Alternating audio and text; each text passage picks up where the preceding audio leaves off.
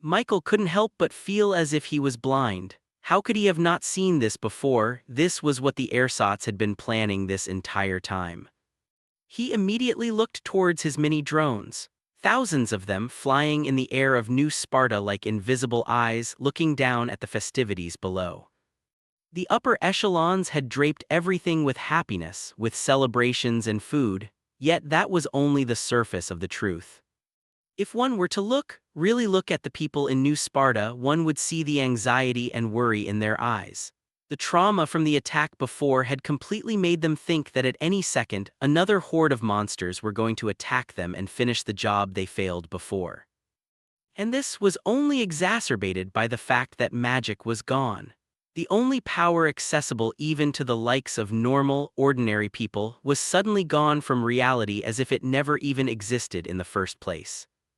How would they feel then? The answer was obvious. They'd feel fear, paranoid. There were only two ways to deal with this kind of emotion. One was to completely consign themselves to the protection of others. Despite not feeling in the mood for festivities, most people in New Sparta turned to the upper echelon companies and catered to their whims. They were the only one who could protect them. However, there was another way to deal with this emotion, and that was through anger, through revenge. They would want to make themselves strong enough so that they wouldn't have to worry about the monsters attacking them again. And with magic gone, one would think that they would have no other avenue to find strength. That was where the ersatz came in. They would approach these angry, lost people and offer them strength, offer them the blade to kill their fears. The ersatz would give them the artifice, give them ability powers that could change reality itself. And then they would think about how easy it was to obtain this power. At that point, they were already in ersatz's hands. They were already fully bought into their agenda, becoming a part of the mindless zombie army intent on destroying the world balance. After all, they still felt angry. The upper echelons had been hoarding this kind of power all by themselves, not letting the common people even have a taste of this invincible and inexorable power. Add into the fact that the upper echelons had left them to die at the moment of their need, and these people would be more than willing to go with the ersatz agenda. Michael looked down in New Sparta, watching with his unique perspective. Thousands of people below had ice in their hearts. Instead of showing the warm, pulsing heartbeats in their chests, they instead had cold, dark, artifice emanating power into their bodies. They had become ersatz. This was what they had been aiming for in the first place, why they removed magic from the world, making everyone completely dependent on them. It was at this point that Michael knew something had to change. He had to change. He had to have a more proactive position when it came to the ersatz. He needed to stop them before they completely corrupt the world with their poisonous world views. Master, Fudge called out to him, "Did you see what's happening out there?" Michael nodded. Hey, Master, just say the word and I'll have my spies wreak havoc in ersatz." Fudge had been diligent with his work. All this time he had been building a network of spies within every organization that had come into contact with the Reborn company, ersatz included. He had already captured some people and washed away their brainwash in order for them to accept the Iron Maiden as their one and only guiding light, and it seemed to have been working. Can you take a look at some of the ersatz zombies that we saw back at the island prison? Fudge took a second before he replied.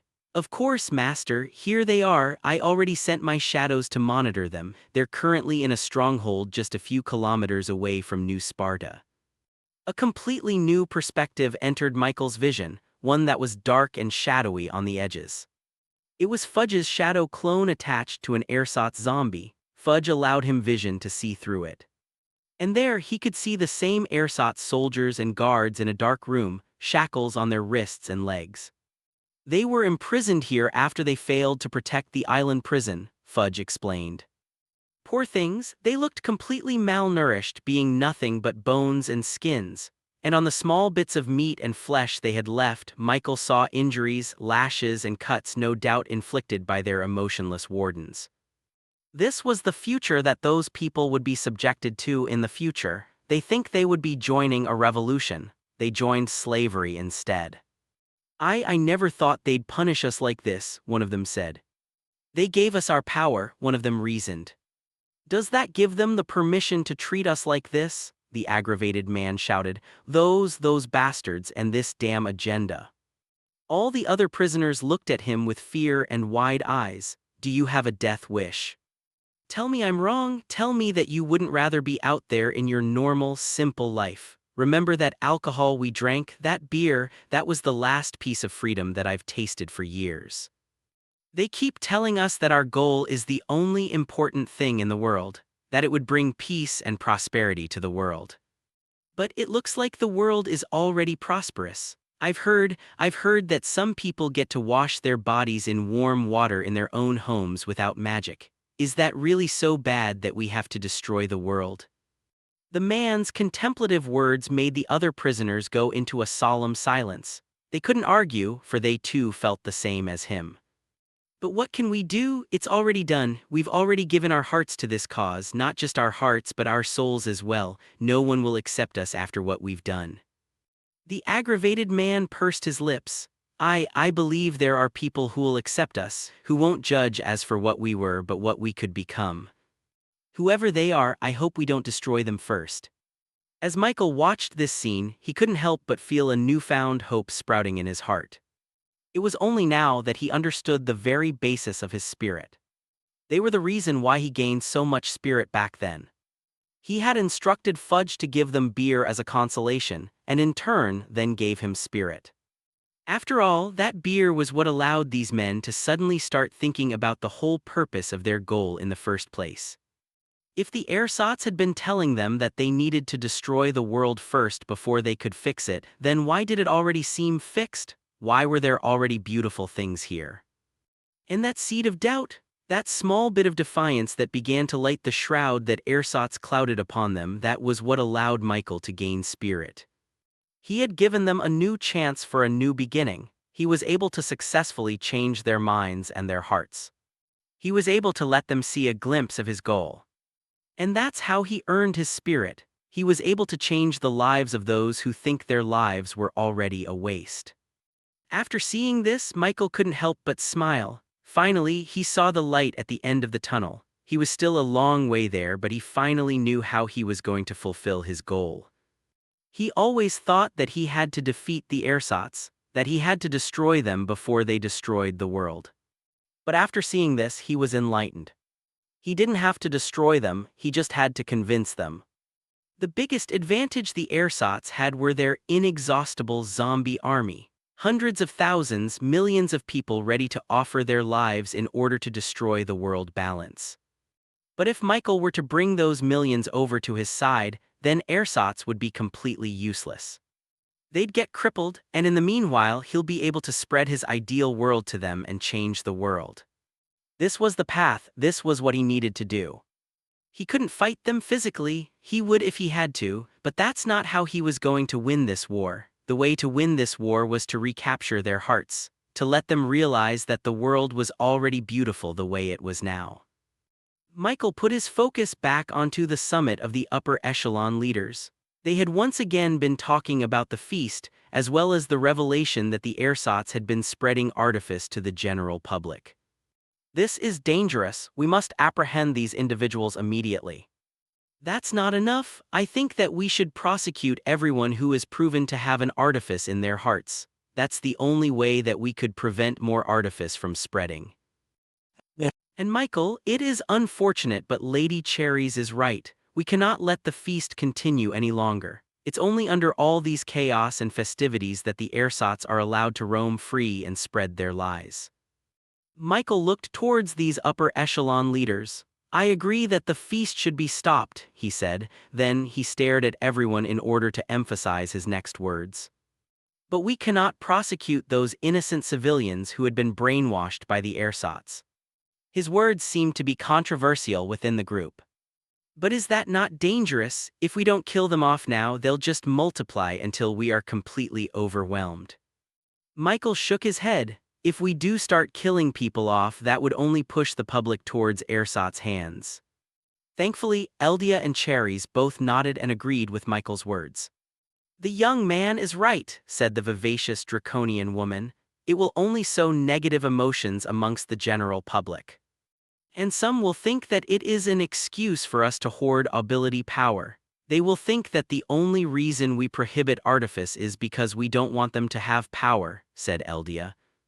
The others didn't seem convinced about this kind of decision, but they didn't outwardly deny their words. And so, because of that, Eldia was given the permission from everyone in the room to start sending knights and soldiers to start patrolling the area and begin to crack down on the spread of artifice. Unfortunate as it was, this meant that the feast would have an early conclusion. It was barely past noon. But what about the results of the competition? Someone amongst the upper echelon leaders said. Immediately, they turned to Cherries. She was the ultimate deciding factor in the feast. After all, she was the one who sponsored the prizes. Then let us see the rankings for the feast. Then she turned towards her draconian attendants and snapped her fingers at them. They quickly brought her a large scroll containing the updated list of rankings in the feast. Look for yourselves, said Cherries, these are the top 10 rankings. The draconian attendants brought everyone their own scroll to see the rankings. Many of them raised their hands and fists in celebration, while some dejectedly put their heads down in disappointment. Reborn company, Cherries said out loud.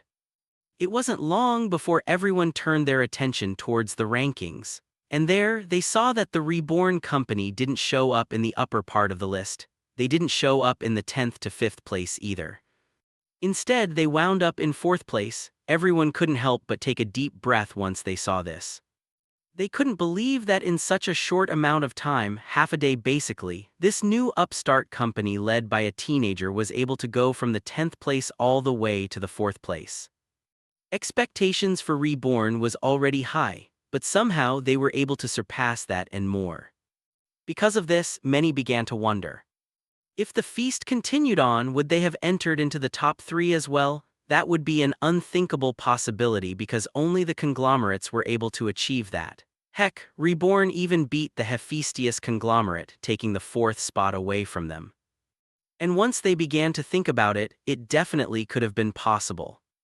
If Reborn's progress continued on till the end of the 7th day of the feast, then they could have probably reached the same results as the Goldstein Company, the 3rd ranking in the feast. But that was a little bit controversial. The difference between the two companies would have been minimal. Since the feast stopped abruptly, no one could truly know what would have happened. Michael wasn't that disappointed with this result. After all, 3rd and 4th place didn't really all that mattered to him.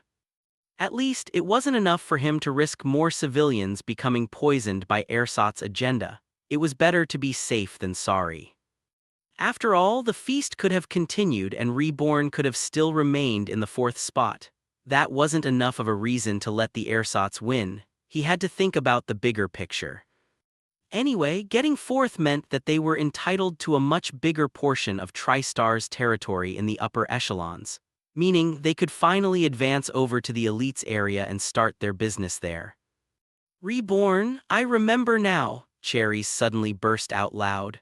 Her draconian slit eyes stared toward Michael with an intensity that made him a little bit intimidated. Do you know about a guy in the King's region with dark hair, rugged beard? Michael couldn't answer, that was too wide of a description. He smells like spices and could talk about nothing but his son being a good chef or something. I think his name is Ronnie.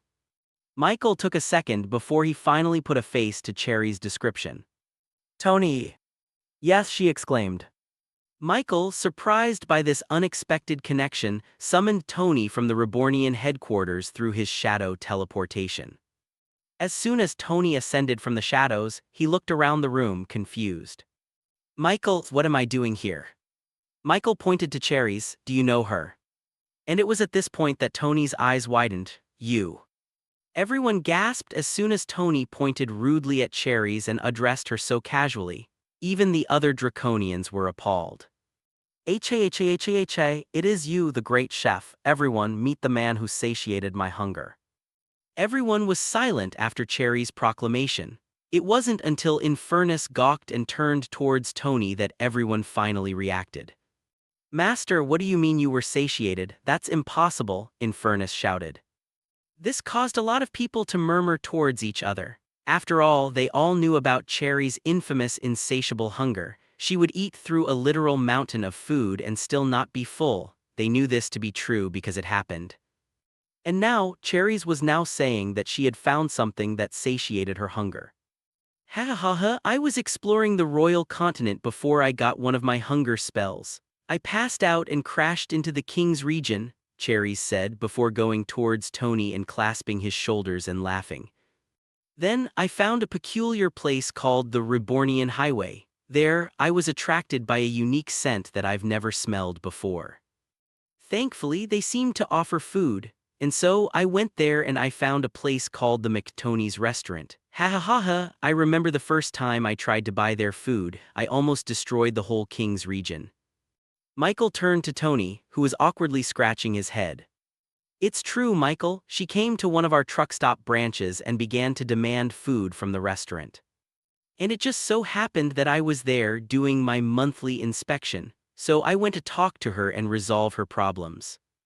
As it turned out, she wanted to order every single chicken we had on stock. Now, since we were very busy and a lot of customers were waiting on their orders, the employees there rejected her orders. That's when I came and promised her more chicken. Michael couldn't help but thank his lucky stars that Tony was a very competent restaurant owner. After all, they didn't know that they were dealing with a draconian, and not just any draconian but a powerful royal who could destroy the entire king's region without a single problem. Her threat wasn't a lie at all. And so, I had to talk with all of our branches to deliver their excess food towards this lady over here, said Tony. Ha ha ha ha, they were quite adorable. They thought that I would be satisfied with only a mountain of chicken. Ha ha ha ha, I began to order more of their food for the next few days, said Cherries. And Tony sighed after remembering such a hectic time. In order to fulfill the whims of Cherries, he had to talk and organize with a lot of reborn suppliers to give more ingredients. This took a lot of time and effort, making his nights sleepless.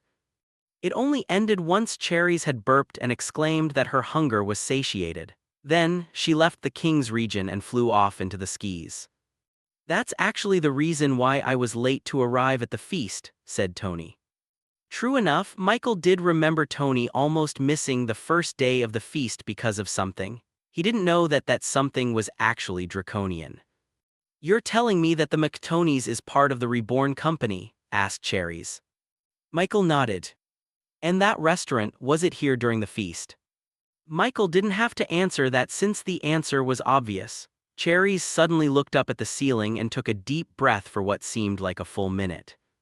AHH, I do smell it, damn it. Are you telling me I could have been EATINGMC Tony's chicken this whole time? Cherries' shout sent reverberations throughout the entire room, making it quake.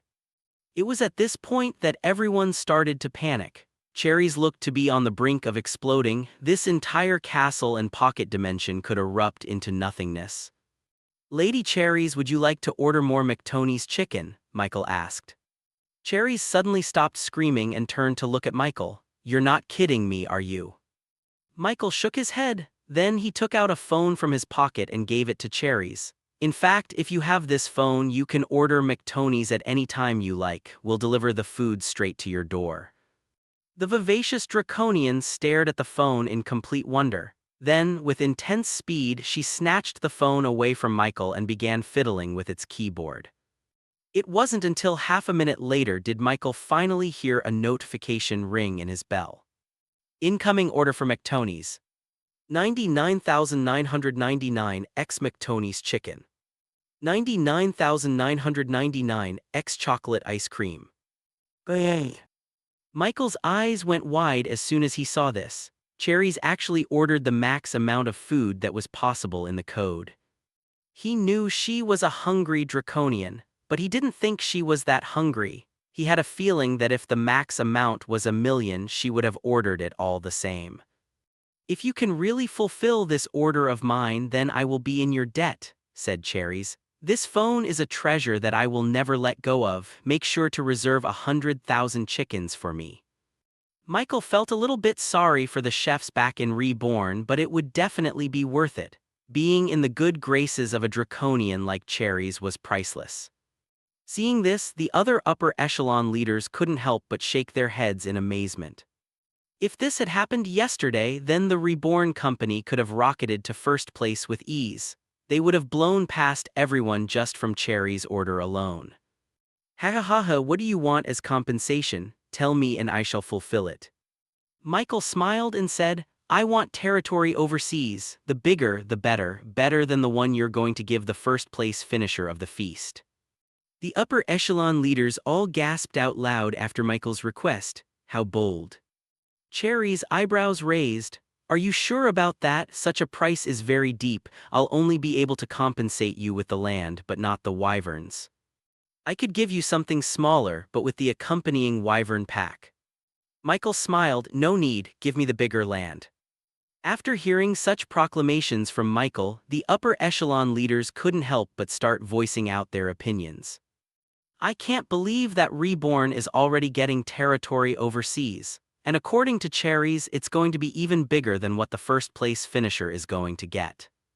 I wonder what it'll be. Are they going to be given territory on the Eastern Front, maybe the Western? But I don't know what he's thinking. Territory isn't going to matter if he's not going to get a wyvern pack. Even Gordon and Wadeby came by towards Michael and began to try and convince him to change his mind. Michael, this is not a good choice for the growth of your company. Yes, larger territory overseas will be a lot of help for your future if you want to expand your business. But if you don't have a pack of wyvern to help you, then that territory will be useless. He's right, young man. If you just rely on using boats and ships to transport your goods overseas, not only will it be a lot slower, but there is a very good chance that it'll be destroyed by typhoons or sea monsters. Even your alliance with the mermen won't help you with that. In their mind, Michael was choosing the most inefficient way to progress his company. It'll be much easier and a lot faster to develop territory overseas with a wyvern. You can always just buy more land in the future there, said Gordon. Having no wyverns will surely make your progress halt to a crawl. Everyone was looking at Michael, including Cherries herself. She may be a gluttonous draconian, but she was by no means stupid in terms of business. In fact, she had the same acumen as these upper echelon leaders and patriarchs in the room. So she was curious to see what Michael was going to choose. He said that he didn't need wyverns. It was preposterous in her mind. Who didn't need wyverns? I'm adamant in my choices, Michael eventually said. I'll take the bigger territory. Cherries shrugged her shoulders. All right, since that is your decision, I will not try to persuade you. I will bequeath the southern island of proximity. As soon as she said that, the upper echelons couldn't help but express their shock out loud. Island of proximity. No way she's giving them that island. Damn, I don't know if Reborn is lucky or unlucky. The island of proximity was named aptly because it was a piece of land in the middle of the ocean, surrounded by the different major continents of the world. It didn't technically belong to any country or species. After all, it was a piece of territory that was equidistant from the different landmasses containing the different factions and species.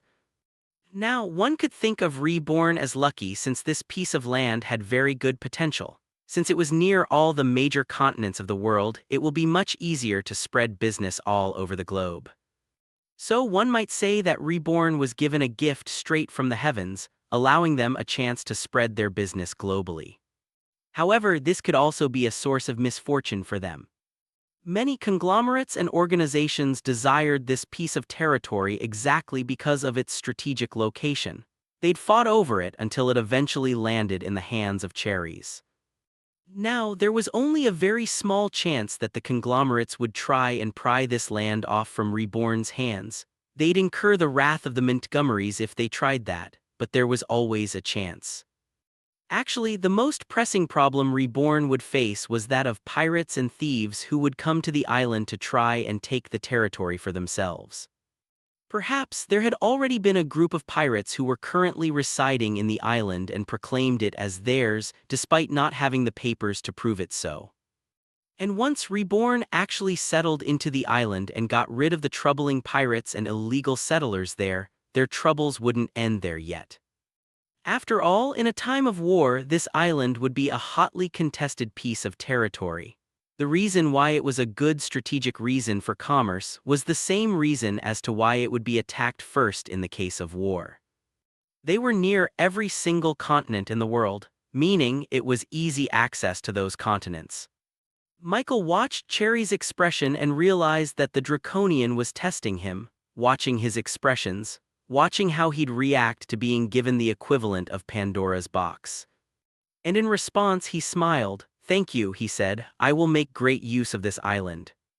A slight smile curved on the vivacious woman's mouth before clapping her hands. "Then it is settled. Now begone from my castle, all of you. I wish to devour my fried chickens in peace. I can't wait to have it be delivered, ha ha ha ha." After such words, the upper echelon leaders quickly dispersed, not trying to test the patience of a Draconian. They also wanted to go back to their organizations to recuperate after everything they've discovered from this meeting. First of all, they realized that they shouldn't try and fight the Reborn Company. The Order of the Heavenly Knights now protected them, courtesy of the Swordmistress. The presence of the ancient roar was way too critical to be left unprotected.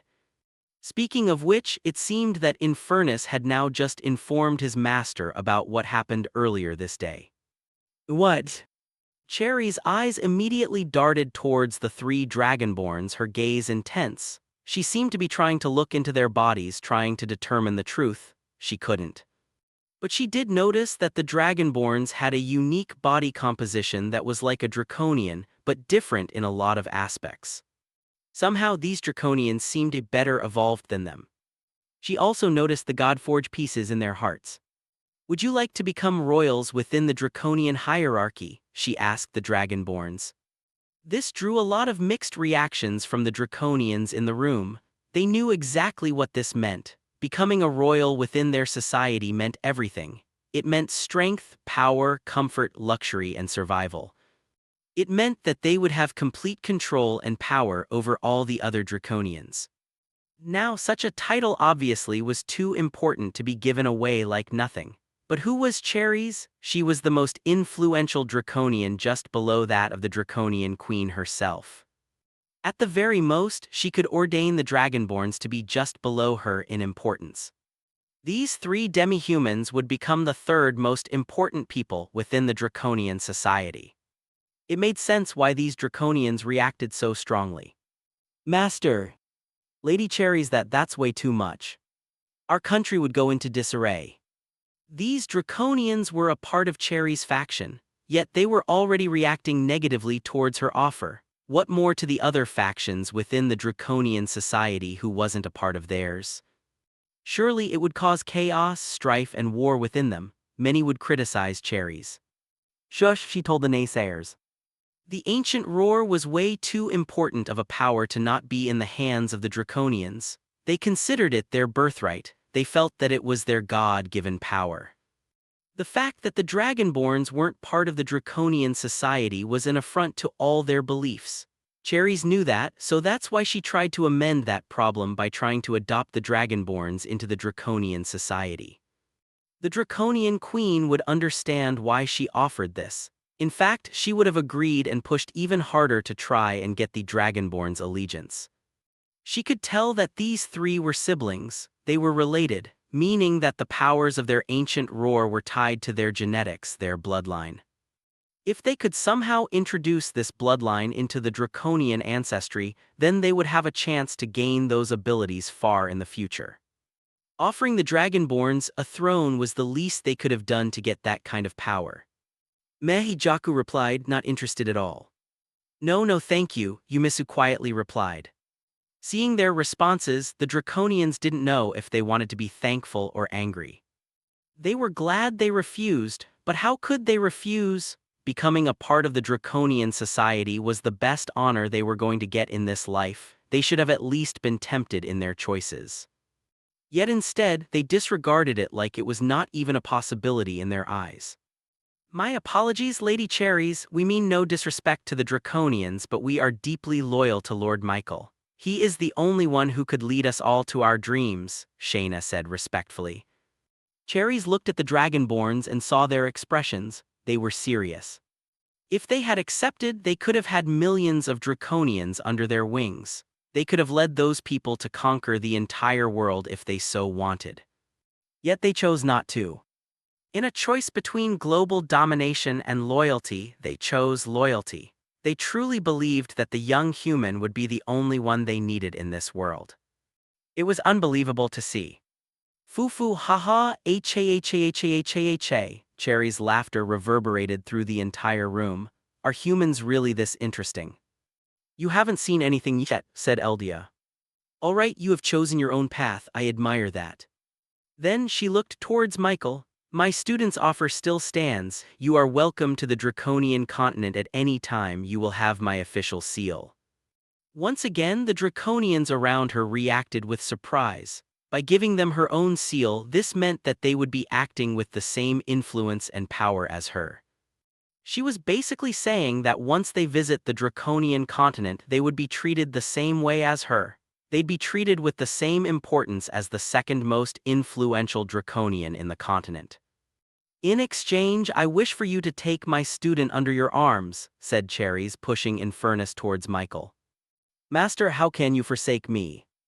Cherries just laughed. It's high time for you to earn your own wings, my student. No more hiding under my shadows. You must earn your own scales, and it looks like you'll be best suited to be with these people.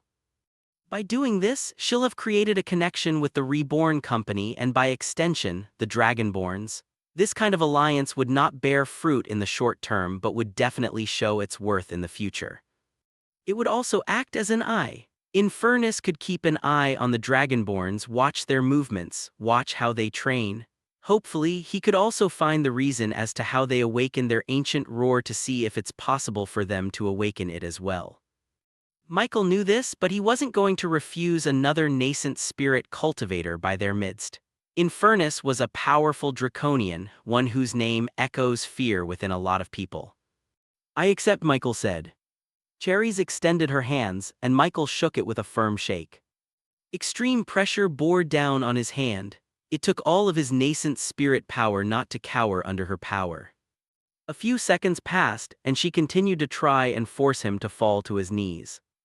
Golden nanoparticles emerged out of his skin, forming a mechanical armor around his arm, enforcing it with more power. Added with his nascent influence defense, he was able to withstand her onslaught. Impressive, she said. I'm putting the life of my dearest student in your hands. I'm hoping you don't lead him to ruin. Then, after she said those words, she turned around and waved them off. Michael took this to know that he was no longer welcome in her castle. Michael stood alone, his hands shaking. Shock was written all over his face as he looked at his palms. Draconian DNA registered, ChatJK6 said. Use results to unlock the Dragonborn's next evolutionary phase. Michael was still flabbergasted with ChatJK6's notification as he exited Cherry's Draconian tower.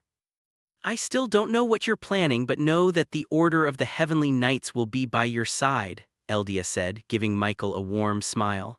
At the very least, you'll have the Way of the Sword as your allies. We will be helping you as well, Gordon said. The Zentmeister company will be of great help to you once you try to ascend to the elites. Here, I hope you won't forget our names once you rise to the top, hahaha, laughed Wadeby. Michael took his attention off from his ruminations and focused on the people around him. True enough, he would need their help sooner or later. Since he officially finished 4th place in the feast, he was entitled to a large piece of land in the Upper Queens region where the elites resided. He'd be taking over what the TriStar company had. This was actually the best-case scenario for him. After all, if he had won 3rd place instead, he would have only obtained land overseas. That was important, of course, but that would mean Reborn wouldn't have a place to expand into in the rest of the royal continent. Now they had both territories in the continent and overseas, the island of Proximity to be exact. He knew about that place but hadn't exactly been there himself. He'll probably have one of his mini drones make the travel and act as a transportation node for him to teleport to once the mini drone reached the island. I will be grateful for your help, he said to his new allies. If you'll excuse me, I have a few things I need to settle. A few things, Gordon laughed. Young man, you have a mountain of things to do. Seeing as Michael seemed too distracted to realize what he was talking about, the senior took the opportunity to explain. It might seem fine for today, but tomorrow onwards, the effects of everything will start to come into effect. First, the loss of magic. Things will change, the ersatz will continue to try and recruit people, and no matter how many times we try to stop them, they'll be able to gather their own people without limits. The fact that the conglomerates and the Guild of Arcana wasn't present in today's summit also meant that a lot of things are about to change. If large organizations like them become quiet, you'll know something's up. I don't even want to mention the ancient roar, but that will begin to spread. Many will be curious as to how you were able to recreate that. Now that we've discussed the big things, let's focus on the small things, on things that will affect your day-to-day processes. Right now, New Sparta is an island. There are large chasms that separate it from both sides. People without ability power will not be able to cross it, impeding business and lifestyles. Michael looked at a perspective from one of his mini drones high up in the air. There, he saw a top-down vision of New Sparta as well as its surrounding territories. On the northern and southern sides of New Sparta, there were two large gashes on the ground as deep as a mountain and as wide as a canyon. This was made during the aftermath of Eldia and the ersatz diamond leaders' attacks. And because of that, one would have to circumvent the edges of the chasm if they wanted to go to New Sparta and vice versa. A simple 4-hour journey would now turn into a 24-hour journey. The repercussions this had over business was immense, even with the use of automobiles and such. Of course, people could try and build a bridge, but it would be hard and would take a lot of effort since the chasm was so deep and wide. The people of this world simply didn't have the necessary infrastructure to create a bridge like that. But he could. Reborn definitely had the methods to create such an infrastructure. In fact, he could even go as far as to create a tunnel and a highway to make travel that much easier. It would definitely be on his to-do list. But right now, he wanted to focus on the Dragonborn's evolution. As a token of my thanks, please take these, Michael said as he handed out phones to Gordon and Wadeby. You can contact me through this, thank you. Then, without waiting for their responses, he descended down into his shadows and disappeared from their sights. Foo, I'll show you how to use them, said Eldia. Trust me, you'll never let this phone go. Michael arrived in the nation of Reborn, seeing that things hadn't changed that much since the loss of magic. The towering skyscrapers still displayed large TV screens showing Rebornian advertisements. Lights from houses colored the concrete jungle a warm orange hue, and thousands of people, all from different species and walks of life, strode through the broadways and thoroughfares with an unhurried step. Thanks to his great staff, the chaos caused by the disappearance of magic was diminished to a minimum. Announcements of his voice played on every house, assuring them that nothing was wrong and that they'd be safe here. They'd never doubted Michael and they wouldn't ever do so. It also helped that the Rebornians weren't that dependent on magic in the first place. Everything they wanted to do could be done through the mechanical systems placed around the nation. They had water, food, transportation, entertainment, everything. They were comfortable with their life even with magic's disappearance. Whoa, what is this place? Infernus asked, his slitted eyes widening in shock. Beautiful, absolutely beautiful, I never want to leave this place. The Draconian's remark made Michael shake his head. He didn't know if that was a good thing or a bad thing. Anyway, he left Infernus over to the Rebornians to give him a tour. Meanwhile, he teleported himself to their headquarters, ready to see this new evolution path ChatJK6 had in mind. Michael called the 3 Dragonborns to stand in front of him. Jaku, as usual, was yawning as he stood on one leg. Yumisu was fidgeting with her hands as she looked down, and Shayna was the only one who looked at him straight up. Perhaps a little bit too intensely, he thought. Anyway, he looked at the 3 Dragonborns and turned to ChatJK6. Would you like to start the evolutionary process with the Dragonborns? What does this evolution entail? This evolution will simply be the next step to their DNA. What results is a much more evolved and perfected version of their current selves.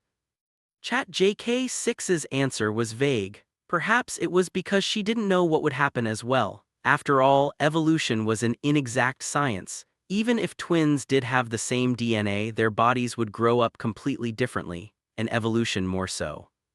"Do you guys want to evolve?" he asked them. "Evolve, Lord Michael." He nodded. "Yes, evolve. Just like how you turned from being Komodos to becoming the Dragonborns, you now have the chance to become something more." Jakku scratched his head. "I wouldn't have to do anything, right? I can just sleep as I do it." I feel embarrassed if I evolve right in front of you, Boss Michael," murmured Yumisu.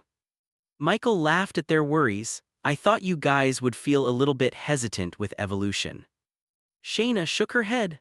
"Of course not, Lord Michael, and evolution is exactly what we need right now. After everything we saw these past few days, we realize that we are still lacking in a lot of power to protect everything precious to us. So if an evolution is how we're going to keep the reborn company protected, then that is what we're going to do." "Yeah, what she said Jakku. We want to catch up to you," said Yumisu. "How can we protect you if we can't even protect ourselves?" That was all that he needed to hear, and in his mind he gave the go-ahead to chat JK6. Immediately, a bright golden light emerged out of the Dragonborn's chests, taking everyone by surprise. "Well, it feels funny. This." The golden light in their chests continued to grow brighter and brighter until it encompassed the entire room itself. Even as a nascent spirit cultivator, Michael had to close his eyes in fear of going blind. After a few seconds, the light subsided and he could finally open his eyes. And what laid in front of him was 3 large eggs. Michael blinked, not knowing how to react. The Dragonborns had turned into eggs. Was this the next evolutionary phase for them, becoming eggs? Does this mean that once they've hatched, they'll become true dragons? Michael didn't know. He couldn't even peek through the shell of their eggs using his supreme talent. All he saw prismatic light simmering in a soup-like liquid inside. It's good that I didn't get too excited and started their evolutionary process as soon as I got it. Thankfully, Michael had the foresight to only start the evolution once they'd returned to their nation. It was actually close. In his excitement, he almost said yes to chat JK6 as soon as she posed the question of evolution.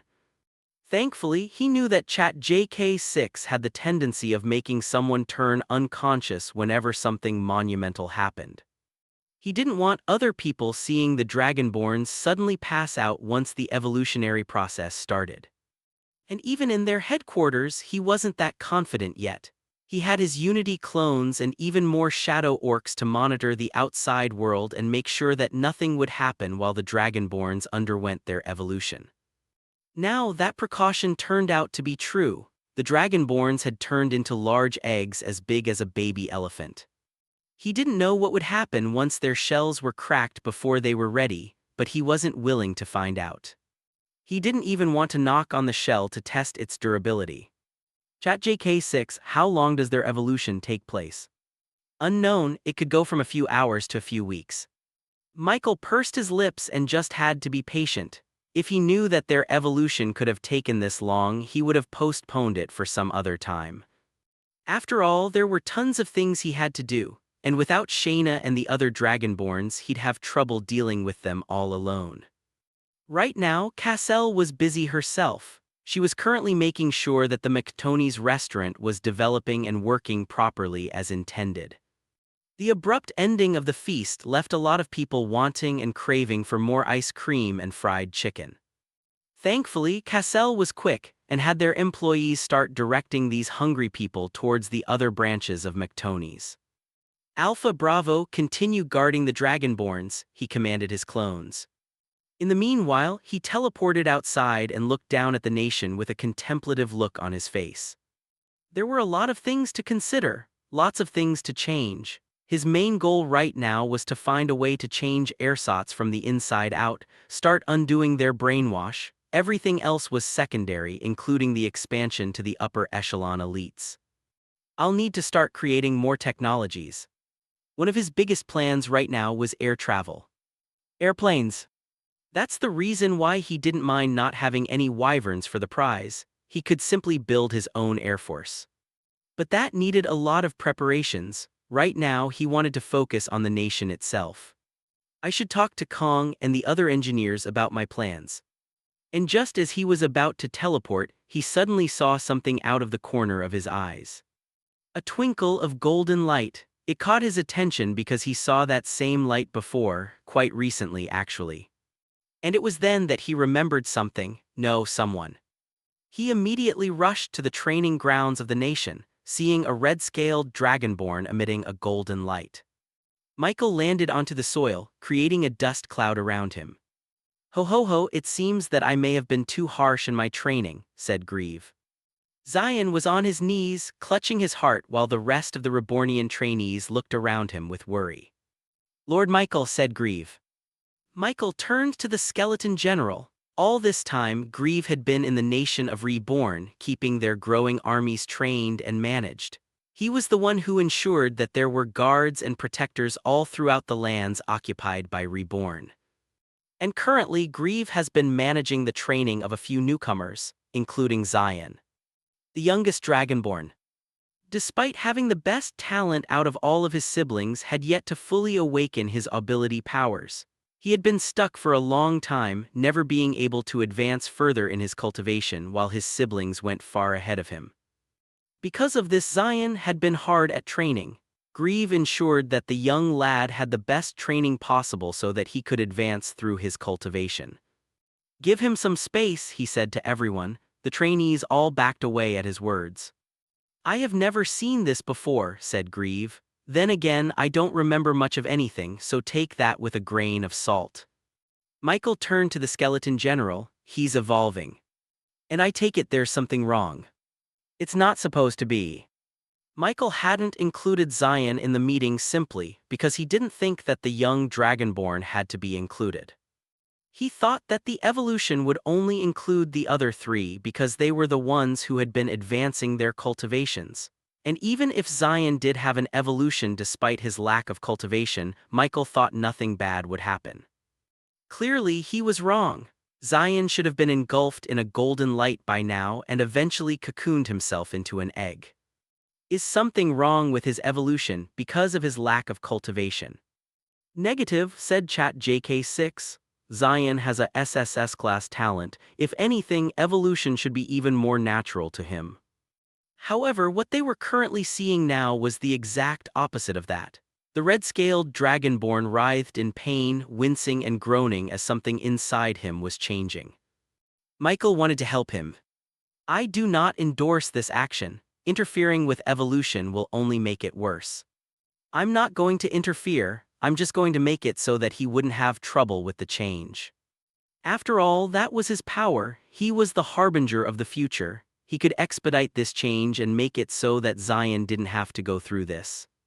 He looked down deep inside the core in his chest, using the nascent spirit power that laid inside. Then he began to unfurl the blanket covering the red-scaled dragonborn. Zion's expression lightened, no longer feeling the excruciating pain that persisted throughout his entire body. It was at this point that the golden light continued to grow in the young dragonborn's chest, eventually growing bright enough to make everyone close their eyes. Even Grieve had to cover his eyes, even though he had none. Eventually, the light subsided, and Michael could finally open his eyes. There, sprawled on the cold, hard ground, was a juvenile dragon. Its red scales glistened under the bright rays of the sun. His wings were tucked under his shoulders as if he was sleeping peacefully under his own tower. Michael couldn't believe what he was seeing. Yawned. Zion's voice groaned out of the dragon as it began to awake from its sleep. His long, scaled neck peered up from his curled body, looking around at everybody with a confused look on his face. What am I doing here? Did I accidentally sleep? Everyone gawked at Zion, having to strain their heads to look up at him. Bro Mike, you're here, Zion excitedly said, unfurling his wings and beginning to engulf Michael in a big hug. It was then that the young dragon noticed the changes in his body. He saw the large membranous wings that curved towards Michael, the 4 limbs that kept him standing upright, as well as the hard, shiny scales that covered his entire body. Zion screamed, tumbling backwards. What are these? What am I? Ho ho ho, my dear student, it looks like you've become a dragon. After Michael explained the evolution to Zion, the young dragonborn had quickly changed his expression from fear and confusion over to happiness and excitement. "Hell yeah, I'm a dragon, look at me teach I can fly." Zion desperately wanted to show off to his teacher, Grieve, though at this point the young dragon could only flap his wings and was unable to take off into the skis. "HHHHA, I feel powerful." With a stomp, Zion sent tremors throughout the training grounds, making a few of the trainees fall to the ground. Indeed, Zion had become stronger. To be exact, the scales on his body had become as powerful as that of the Draconians, meaning it was as strong as a nascent spirit armor. Of course, that didn't mean Zion had the same power as nascent spirit cultivators. It just meant that he wouldn't be as defenseless against them. "Where are they, bro, Mike? I bet my scales are shinier than theirs." Michael quietly explained to him that his siblings were still at their incubation stage. Even now, there weren't any signs of them breaking out of their shell. "Whoa, really? I'm at first for once. Great, I can't wait until I show them that they're way behind now." As Zion continued happily wagging his tail around, almost killing a few trainees, Michael began to wonder what was so different with Zion that his evolution result was so different from his siblings. They all turned into an egg first, while Zion turned straight into a dragon. Did that mean that once they hatched, they'd become a dragon too? And just as he began to wonder about this, he suddenly heard Zion call out to him. Bro Mike, how am I supposed to turn back to my normal form?" Michael turned to Zion, now awkwardly shutting off his eyes and trying to force himself to go back into his normal form. He couldn't. The young dragonborn could only groan and complain, but his body neither turned normal nor shrunk in size. "No, no, no, no, don't tell me I'm going to be stuck as a dragon, no." Zion's voice echoed throughout the entire nation of Reborn, making the grounds shake and the hearts of all magnetics in the area seize. Michael's eyes widened, ancient roar. It looked like Zion didn't even know that he did anything, but Michael was sure that was the ancient roar, the very same voice that caused people to lose their control over their own ability powers, and now it seemed that Zion could wield that same oppressive voice as well. "How am I going to play baseball now?" Michael didn't know what to feel. On the one hand, it was good that they had another person in their midst who could use the ancient roar. On the other hand, it was now in the hands of a literal kid. There was a very real worry that Zion would use his ancient roar just because he wanted to stay up late and forego his curfew. Wait. Michael felt the hairs stand up on end as he realized something. Once again, he looked at the dragon's entire body, which stood as tall as a 2-story building and as wide as an 18-wheeler truck. He focused on Zion's heart. Now, Zion hadn't gone far with his cultivation as a magnetic. He was barely even qualified to be called that. But he did have a God-forged piece in his heart. It's what prompted Michael to start training them as a magnetic in the first place. But when he looked at the dragon's heart in front of him, he saw not a single sign of that metallic, liquid metal inside. There was nothing, not even a sliver of it was left. He searched again, thinking that the God-forged piece had just been displaced because of the sudden evolution. But even as he scanned the dragon's entire body, he found nothing. Absolutely nothing. He's no longer a magnetic, Michael realized. The missing God-forged piece wasn't a concern of his. The loss was basically less than a kilogram. It was inconsequential. But what did interest him was the fact that he could still feel ability power emanating out of the dragon despite the lack of the very thing that was supposed to give him that power. Zion was now emanating ability power. It was subtle, barely even noticeable, very thin, but it was there, coating his scales and every part of his body as if it was a second armor. But now that he didn't have a God-forged piece, he shouldn't have any kind of power at all. Instead, his ability power grew even more than before. He was sure that he hadn't fed the young dragonborn any God-forged pieces before this. How is this? It was then that he suddenly realized something. It had been staring at him in the face this entire time. Dragon Draconian. Zion had turned into a Draconian, at least something like them. Draconians were beastfolk, and beastfolk were different from humans in one distinct aspect. where they draw their power from. Humans needed God-forged pieces, beast folks didn't. Their hearts were already filled with ability power from their very births, and if they want to get stronger they can simply just stimulate their hearts to grow. Him and the Dragonborns before needed God-forged pieces to grow their magnetic power. But now it seemed that Zion evolved beyond that. He now didn't need God-forged pieces to get stronger. A Dragonborn evolves into a Draconian. Just from the namesake itself, he should have expected this. But he couldn't help but feel as if he was missing something crucial. As far as he knew, Draconians were naturally born dragons. They were born like humans from a womb, and through their maturity they grow their scales around their body until they could finally transform into a dragon.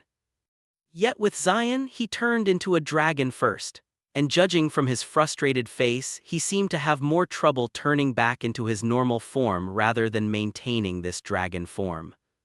It was as if this was his natural state, not the other way around. Michael found this very interesting. He couldn't wait to see if the other 3 Dragonborns would also become like Zion. And with more examples, he could eventually learn more about them and finish his conclusion. As it stood, there were way too many unknown variables to conclude that Zion was now a Draconian. Perhaps he was, or perhaps he just looked like them. I guess I should ask a Draconian himself. Michael turned to one of the Rebornian attendants waiting for him. Can you fetch Infernus? But just as he was about to make that command, the attendant got ahead of him and spoke first.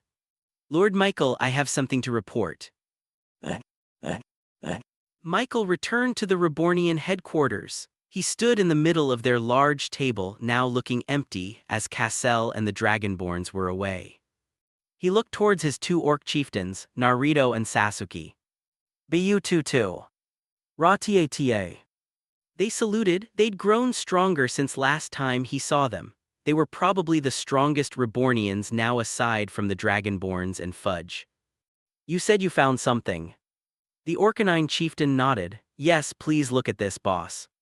Naruto showed him a picture. It was a sprawling landscape of New Sparta and the large chasm that separated it from the rest of the continent.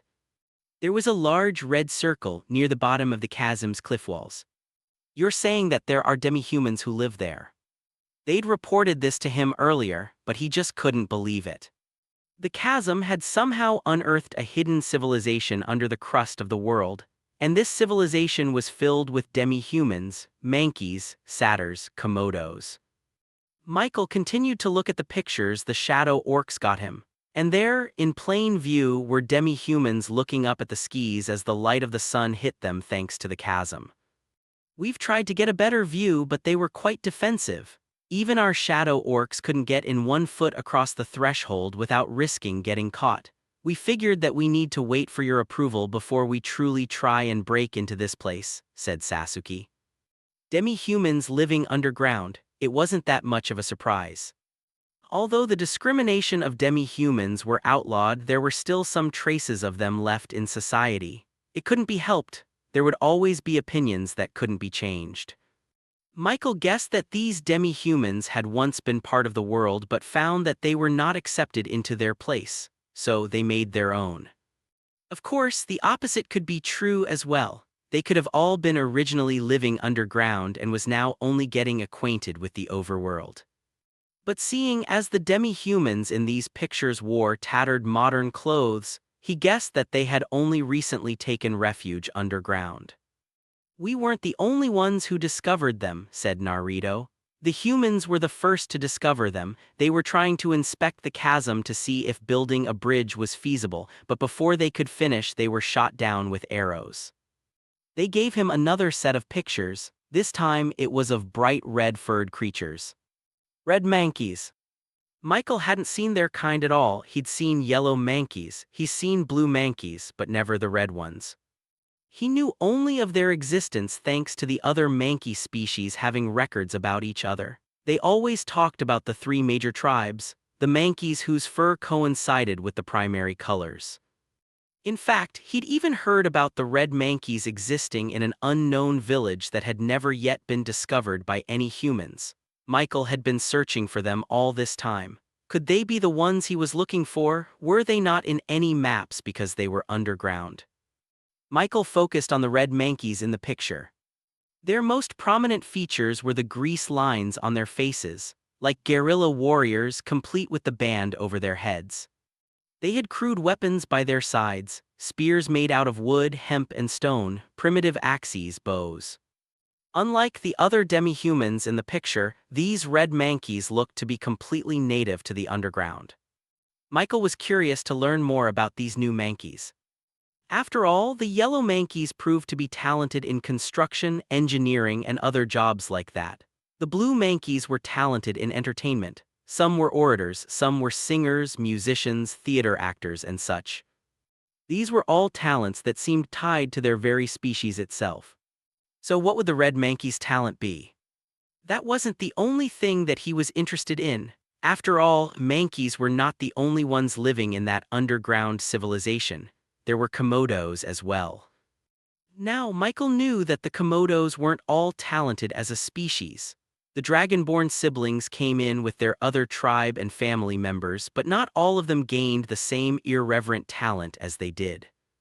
However, there was a good chance that they could also advance their evolution to be a dragonborn. It was a small chance, but a chance nonetheless. Keep surveillance on them, he told the orc chieftains. But don't cross any of their boundaries. It looks like they don't really want to interact with the outside world.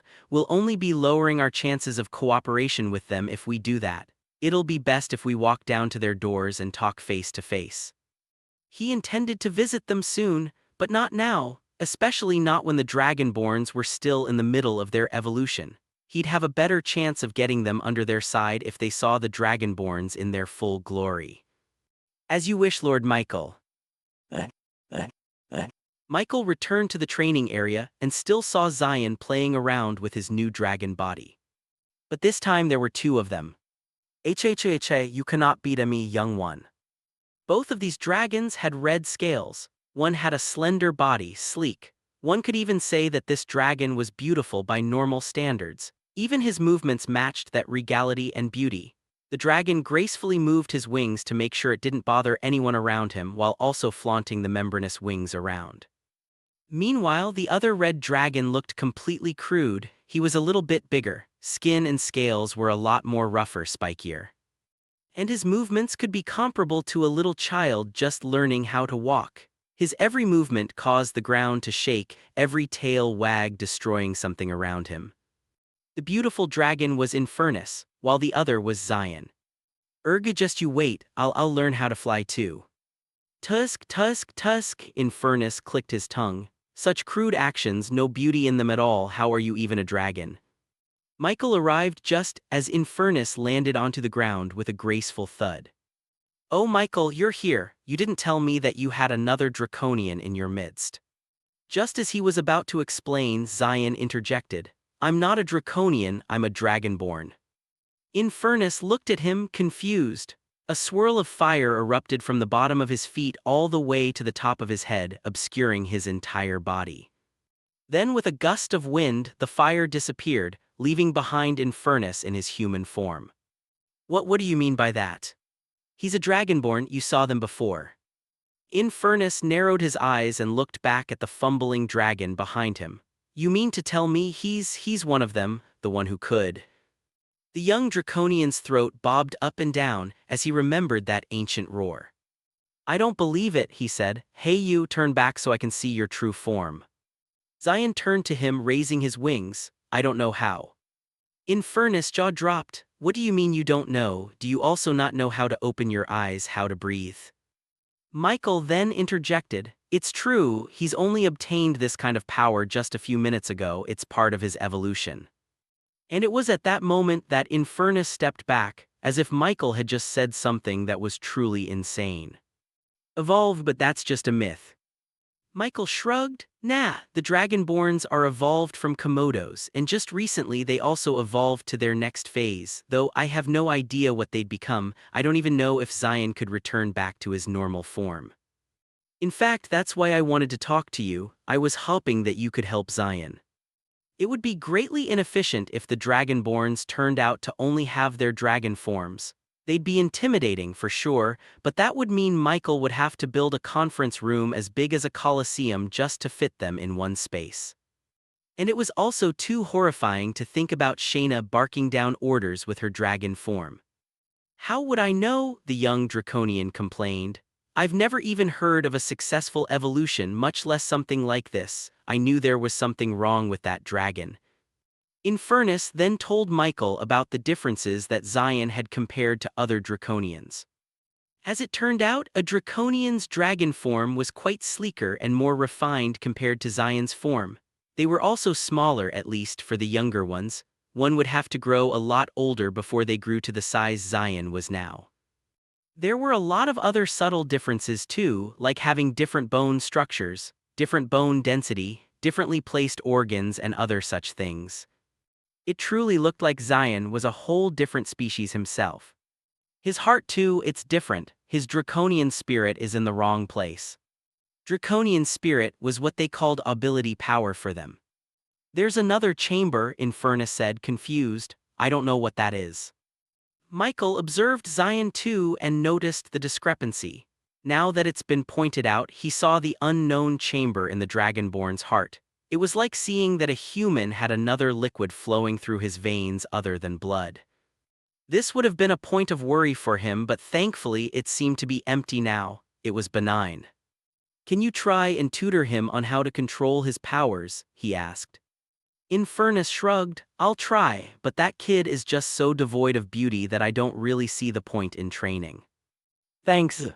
But just as he was about to say those words, he heard another notification come through from his Unity clones. The eggs were showing signs of movement. And that brings us to the end of this chapter. This is Jason Audiobook, and I just want to give a huge thank you to every single one of you for staying all the way through. Whether you're listening to relax, to escape, or to dive deeper into these incredible worlds, your time and support truly mean everything. Every like, every comment, and every share helps this channel grow and allows more stories to come to life in audiobook form. You're not just listeners, you're part of this journey. If you have a web novel you'd love to hear turned into an audiobook, don't hesitate to send me a DM. I'm always looking for new adventures to bring to the channel, and your suggestions could be the next big story we dive into. And if you're enjoying the content and want to support even more, consider checking out the Patreon for exclusive early releases, bonus chapters, and behind-the-scenes content. Once again, thank you for being here. Until the next chapter, stay immersed, stay curious, and I'll see you in the next story.